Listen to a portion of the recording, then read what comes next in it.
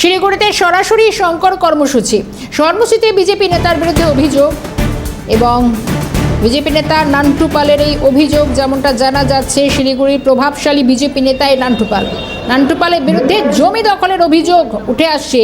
সরাসরি শঙ্কর কর্মসূচি, কারণ গত কয়েকবার এই নিয়ে অনেকবারই সরাসরি শঙ্কর কর্মসূচি অনুষ্ঠান চলছেন। রাজ্যের পর্যটন মন্ত্রী বিধায়ক শিলিগুড়ির তার এই কর্মসূচি। স্নেহাশিস সরকার আমাদের প্রতিনিধি রয়েছেন আমাদের সঙ্গে। স্নেহাশিস, আজকে বিজেপি নেতা নান্টু পাল যার বিরুদ্ধে জমি দখলের অভিযোগ রয়েছে, কি অভিযোগ আজকের এই কর্মসূচিতে এলো, কে করলেন এই অভিযোগ? হ্যাঁ দেখো, আমরা প্রথম দিন থেকে দেখছিলাম যে সরাসরি শঙ্কর অনুষ্ঠানে কিন্তু নানা রকম মানুষ আছেন, তারা নিজস্ব যে অভিযোগ আছে সেসব জানাতে।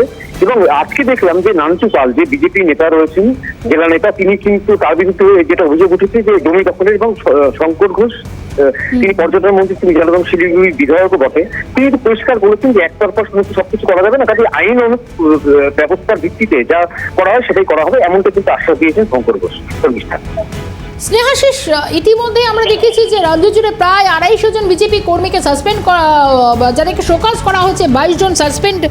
তো বিজেপি নেতা নান্টু পালের বিরুদ্ধে অভিযোগগুলো আসছে, কি জানাচ্ছেন খোদ পর্যটন মন্ত্রী? হ্যাঁ একদম, দেখো বিজেপির একটা সত্যিকরণ চালু হয়েছে, কারণ তুমি জানো যে বিজেপির তরফ থেকে বারবার করে বলা হচ্ছে যে যারা বাইরের দলের থেকে, অন্য দলের থেকে যারা আসছেন তাদেরকে কিন্তু কোনোভাবেই নেওয়া হবে না, এবং সেটা শুদ্ধিকরণের মাধ্যমে নেওয়া হবে, এবং যারা বিজেপিতে থেকে যারা অন্য দলের হয়ে কাজ করছেন বা দল বিরোধী কাজ করছেন তাদের বিরুদ্ধে সাহায্য নেওয়া হবে। কাজে দেখো, বিষয় হচ্ছে যে শর্মিষ্ঠাকে এই ক্ষেত্রে এখন বিজেপি কি সিদ্ধান্ত নেয় সেটা কিন্তু এখন দেখার। ধন্যবাদ স্নেহাশিস। মন্ত্রী শঙ্কর ঘোষ তিনি কি জানাচ্ছেন, কারণ একাধিকবার সতর্ক করা হচ্ছে, এরপর কড়া ব্যবস্থা শুনুন।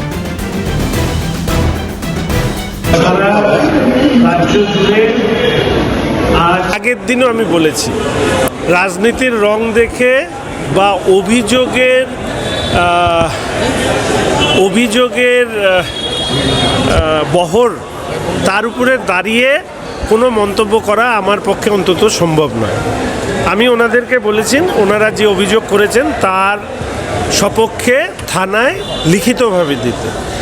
এক পক্ষের কাছ থেকে শুনে সবটা বোঝা আমার পক্ষে সম্ভব নয়।